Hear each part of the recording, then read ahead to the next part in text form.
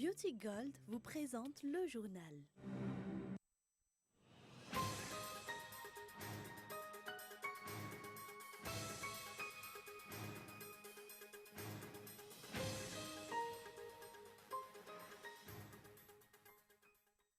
Améliorer la politique appliquée en matière de propriété foncière et mettre en place certaines dispositions pour permettre aux propriétaires fonciers de jouir de leurs droits. Ce sont les grandes lignes ressorties de l'ouverture officielle d'un atelier sur la propriété foncière de ce jour. 5 pompes à eau vont être mises en place d'urgence au sein de la capitale, une solution face à l'insuffisance de l'eau potable produite par la Jirama. Un nouvel épisode sur l'affaire Huawei. Washington est revenu sur une partie des restrictions qu'il a imposées aux géants chinois des télécoms. Il pourra donc conserver jusqu'au 19 août prochain ses réseaux existants aux États-Unis.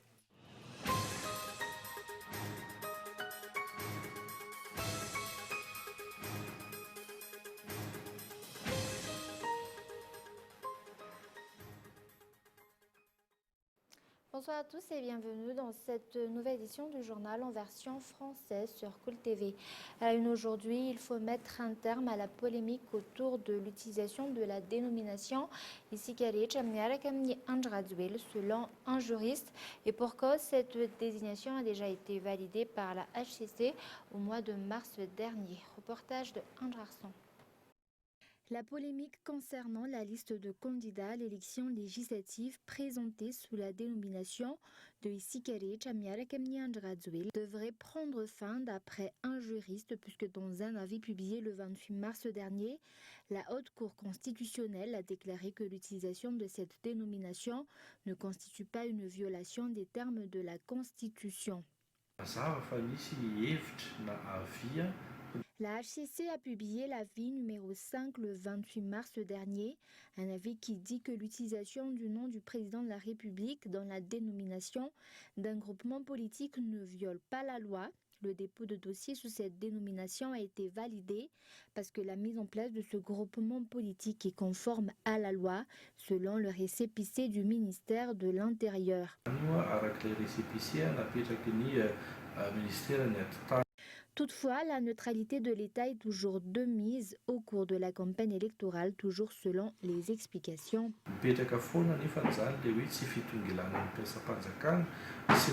La neutralité de l'État, toutefois, doit toujours être respectée. Les hauts fonctionnaires et les fonctionnaires n'ont pas le droit de participer à une campagne électorale ou d'émettre des avis politiques en faveur d'un candidat. D'autre part, aucun financement obtenu à partir des caisses de l'État n'est autorisé. L'utilisation d'équipements, matériels et bâtiments de l'État pour la campagne électorale n'est également pas autorisée.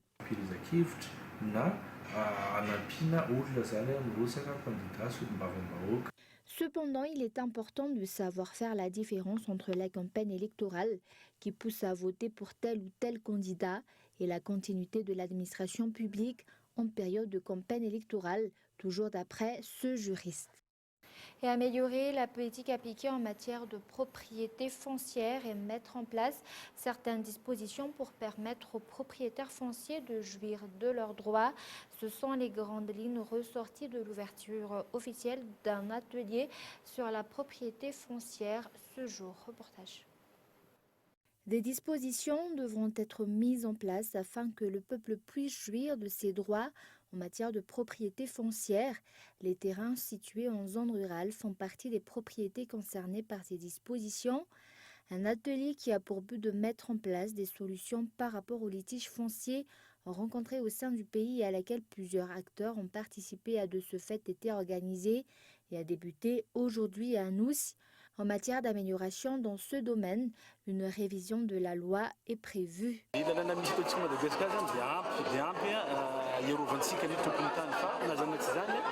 Les textes de loi actuels sont suffisants pour défendre l'intérêt d'un propriétaire foncier. Quoi qu'il en soit, ces textes devraient être mis à jour. Dans cette optique, il faudrait élaborer une loi portant sur le terrain à statut spécifique. Il y a également la loi portant sur la gestion foncière décentralisée, un texte qui devrait être mis à jour.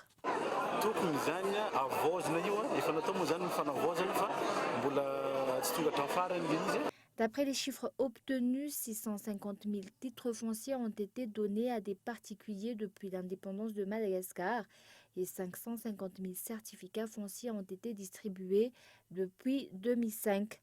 Une amélioration de la stratégie adoptée afin que les propriétaires fonciers en zone rurale puissent jouir de leurs droits.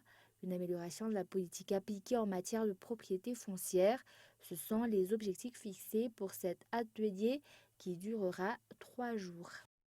Mais également dans l'actualité de ce jour, le chef d'État a annoncé au cours de son passage à Brickaville la réouverture de la Société agricole et sucrière de Madagascar, ou SASM.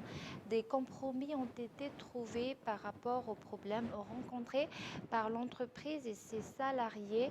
Cette décision a été prise dans le but de renforcer la production locale et réduire l'importation. Et comme nous l'avons annoncé dans les titres, 5 pompes à eau vont être mises en place d'urgence au sein de la capitale. Une solution face à l'insuffisance de l'eau potable produite par la Jirama. Reportage. Actuellement, le besoin en eau des habitants d'Antananarivo et de ses environs atteint les 300 000 mètres cubes par jour et pourtant, la production journalière de la Jirama fait à peine les 200 000 mètres cubes, sans compter les pertes évaluées à près de 40%. Pour faire face à cette insuffisance, 5 pompes à eau vont être mises en place d'urgence.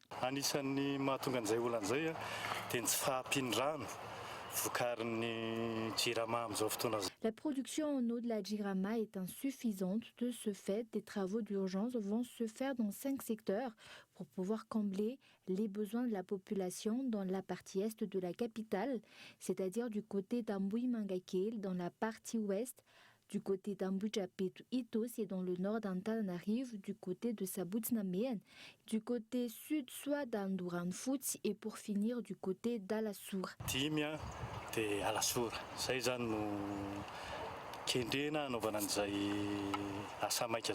La pompe mise en place à Amboui-Mangakel va donner jusqu'à 100 mètres cubes d'eau par heure.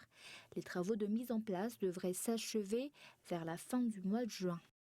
Et avant de passer aux actualités internationales, la police nationale a arrêté les braqueurs qui se sont pris à une des banques de Touamas le 8 mai dernier. La vidéo filmée par une caméra de surveillance a permis d'accélérer l'enquête. Les armes et le matériel utilisés par ces derniers ont également été saisis, ainsi que 17 faux billets de 20 milliards. Toutefois, 2 de leurs complices sont encore recherchés.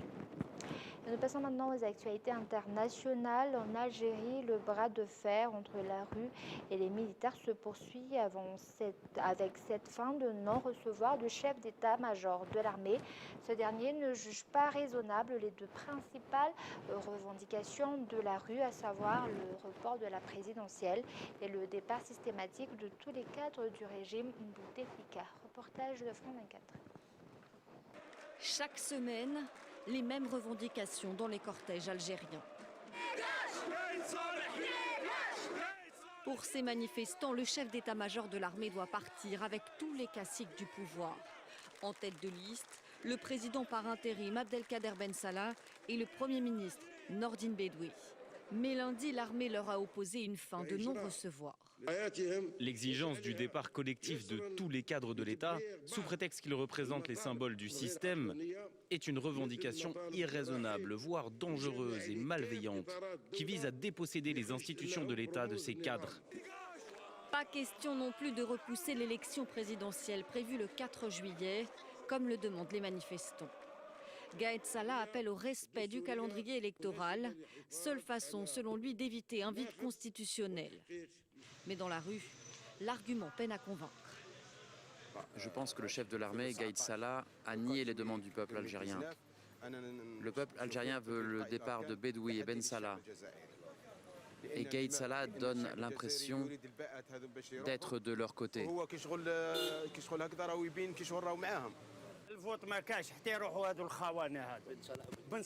Il n'y aura pas d'élection jusqu'à ce que les traites partent. Ben Salah et Bedoui doivent partir car ils sont manipulés. La loi doit être pour le peuple, l'autorité et les décisions doivent être pour le peuple. Les manifestants exigent la mise en place d'institutions de transition avant tout scrutin. Un scrutin dont la viabilité demeure incertaine. Le dépôt des candidatures est terminé depuis dimanche, mais aucune personnalité d'envergure ne s'est manifestée. Et un nouvel épisode sur l'affaire Huawei. Washington est revenu sur une partie des restrictions qu'il a imposées aux géants chinois des télécoms. Il pourra donc conserver jusqu'au 19 août prochain ses réseaux existants aux États-Unis. Reportage de France 24. 3 mois, c'est le sursis concédé à Huawei et surtout à ses fournisseurs américains pour se préparer à la fin de leur relation commerciale. Le géant chinois pourra encore utiliser les composants et les logiciels américains jusqu'au 19 août. Donald Trump tente ainsi de rassurer les entreprises américaines. La semaine dernière, il décidait de mettre Huawei, récemment passé deuxième vendeur mondial de smartphones devant l'américain Apple, sur une liste noire, interdisant aux entreprises américaines de commercer avec le groupe chinois. Une mesure à effet boomerang car Huawei aurait acheté pour 11 milliards de dollars de composants américains rien que l'an dernier. Beaucoup de produits annexes sont vendus à Huawei. Donc, les petits producteurs de composants pourraient perdre leurs plus gros clients et pourraient ne plus réussir à exister. Parmi les plus gros fournisseurs américains, plusieurs ont déjà annoncé qu'ils se plieraient aux sanctions. Conséquence, dans 3 mois, plus d'applications de Google ou de semi-conducteurs Intel sur les smartphones Huawei. Obligé de rassurer les opérateurs et les revendeurs de ces appareils, le géant chinois a montré ses muscles.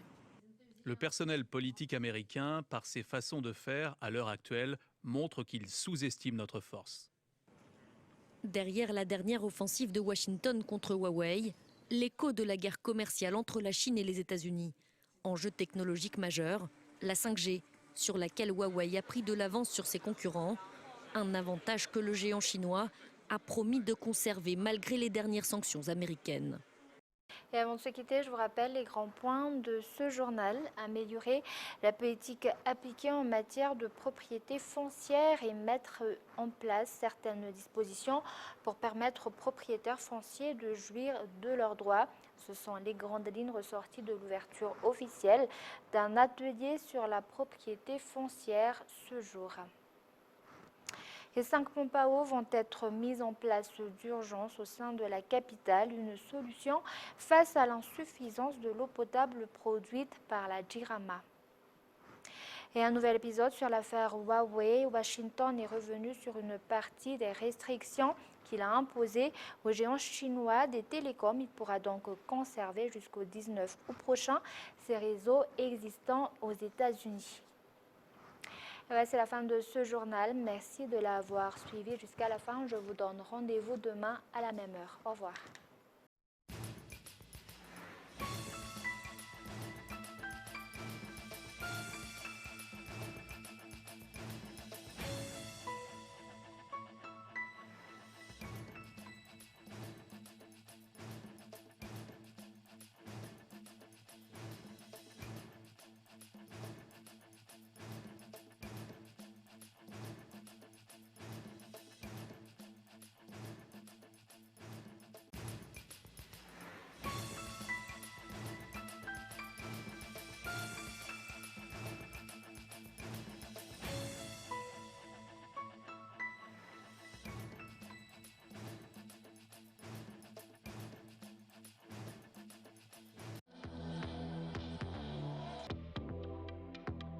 Le journal vous a été présenté par Beauty Gold.